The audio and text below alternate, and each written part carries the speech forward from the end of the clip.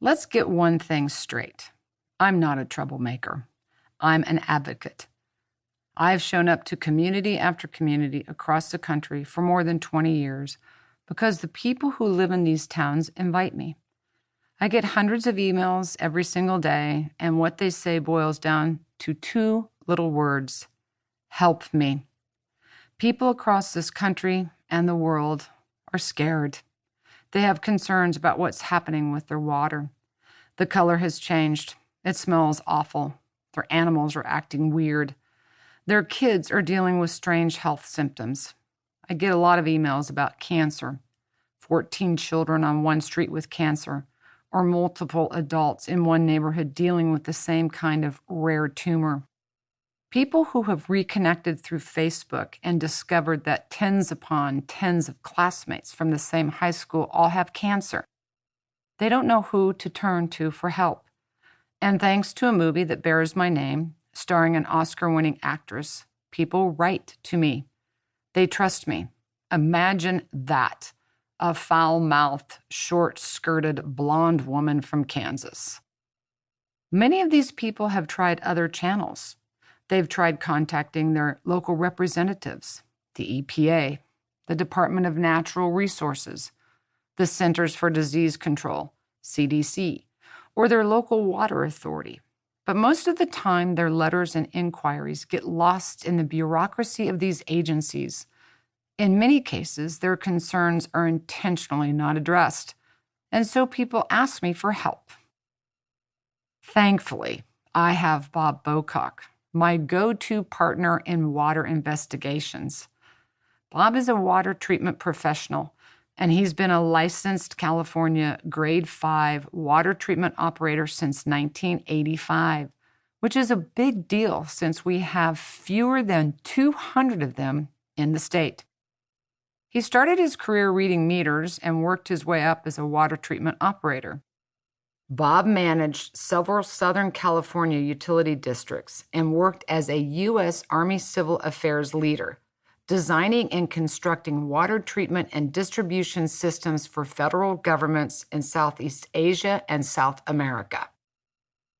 He now runs his own consulting firm that provides practical, problem-solving techniques to water-related issues.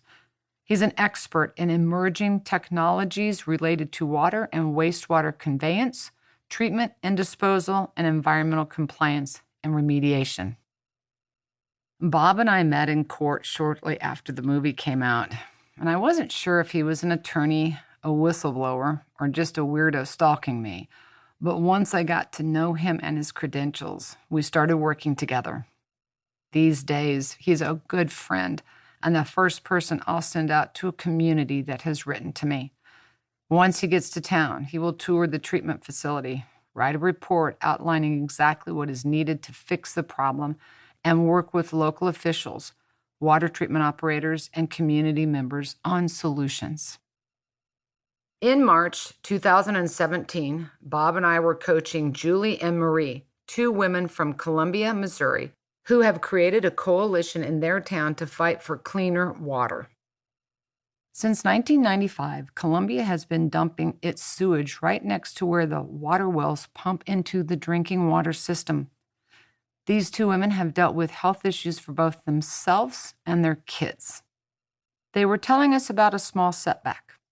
The local radio station dedicated a full hour to talk about the town's water issues and didn't give them any airtime. Not only were they not invited to be on the show, but they weren't even allowed to speak when they called in. They were frustrated, and I understood their frustration all too well. It's what I've been up against throughout my career. For years, people have told me I have no right to comment on water. I'm not a scientist or a doctor or a lawyer, and I don't have the research to back up my claims. How can I comment on the water in the absence of a peer-reviewed study?